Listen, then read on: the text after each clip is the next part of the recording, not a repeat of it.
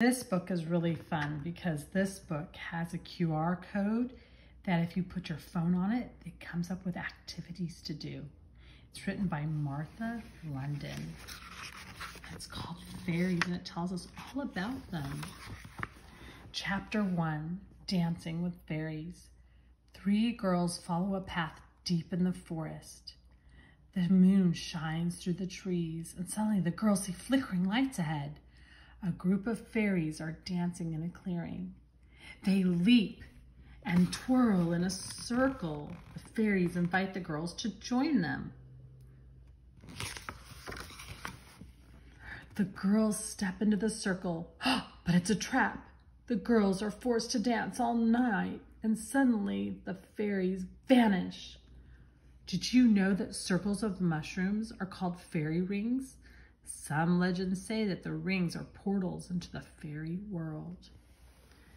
This is a fairy ring found in Ireland, and there's different fairy rings found all over the world.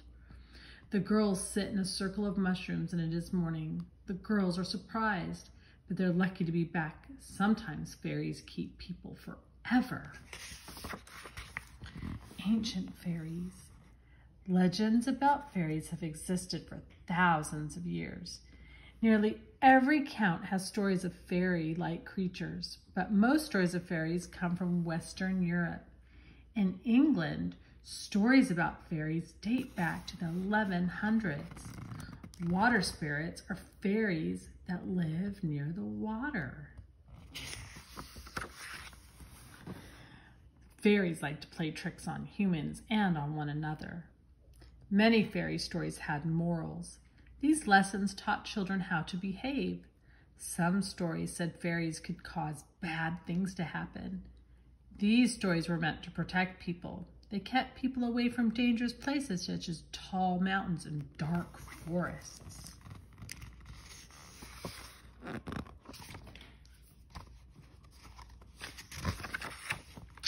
Most fairies like living in the wild more than living in towns. Look at that picture of fairies. They like to live out in the forests. For many years, people believed in and feared fairies, but in the 1800s, ideas about fairies began to change. More stories describe fairies as friendly to humans, and these gentle fairies were often very small and beautiful. In 1927, Britain formed the Fairy Investigation Society. This group tracked down stories of fairy sightings. In 1917, Elise Wright and Frances Griffiths made cutouts of fairies from a book. The girls took turns taking pictures with the fairies, and they showed the pictures to their families. It was supposed to be a joke, but Elise's mother believed the photos were real, and for many years, some people used the photos as evidence that the fairies were real.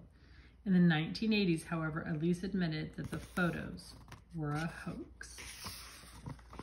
Now, these are fairies throughout the year. In 700s, Irish monks began writing down Irish fairy stories. These early stories described leprechauns as water spirits. They don't yet guard gold. English folk tales in the 1100s tells of fairies are written. These fairies are wild and sometimes violent. The Brothers Grimm published a collection of stories including Cinderella and her fairy godmother. In 1904, the fairy Tinkerbell first appeared in the play Peter Pan. And in 1974, the game Dungeons & Dragons is created, and this game includes beautiful, delicate fairy characters. In many stories, fairies look like small humans. They have pointed ears. However, there are many kinds of fairies. They include pixies, leprechauns, and brownies. Each kind of fairy has its own look and abilities. The clothes of a fairy wears often depends on where the fairy lives. Like this fairy lives in the forest, so it wears something that helps it hide in the trees.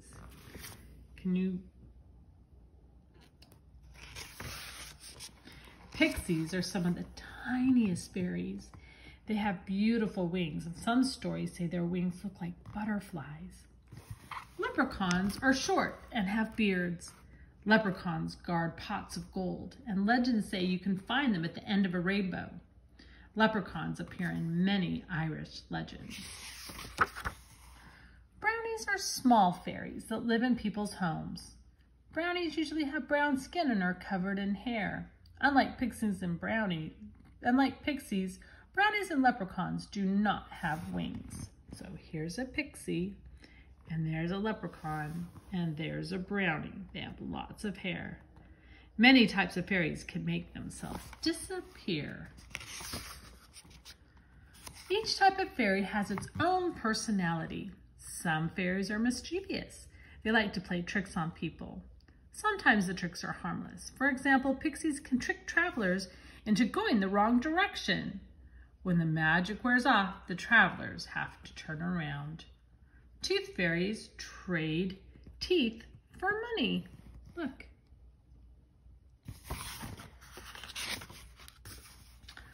Other actions are more harmful. For example, some fairies use music to lead people into the fairy world, and then they trap them for years.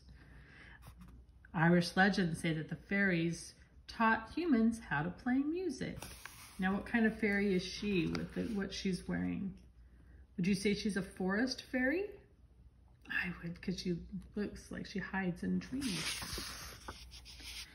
In other stories, fairies kidnap children. The fairy switches a human child with a fairy child, and the human lives forever in the fairy world, and the fairy child is called a changeling. This child is left with the stolen baby's family. Fairies offered many gifts, including human children, to their kings and queens. Oh, that sounds awful. Not all fairies are bad. Brownies are helpful. During the night, they clean the homes of humans. Oh, I need some of those then. They wash the dishes and tidy the rooms. But families must leave a chair by the fireplace because it gives brownies a place to rest. Look at this. This is today, people make fairy houses for their gardens and yards. That's almost like a fairy house for like Grandma has. And then we've got a glossary. A clearing is an area that does not have trees. Evidence is facts that show whether a statement or story is true. Harmless means not dangerous. A hoax is a trick. Mischievous means enjoying the act of playing tricks on people. And a moral is a lesson that teaches people about what is right and wrong. Now, if you saw a fairy circle, would you check it out or would you leave it alone? I don't know. We will talk later about fairies.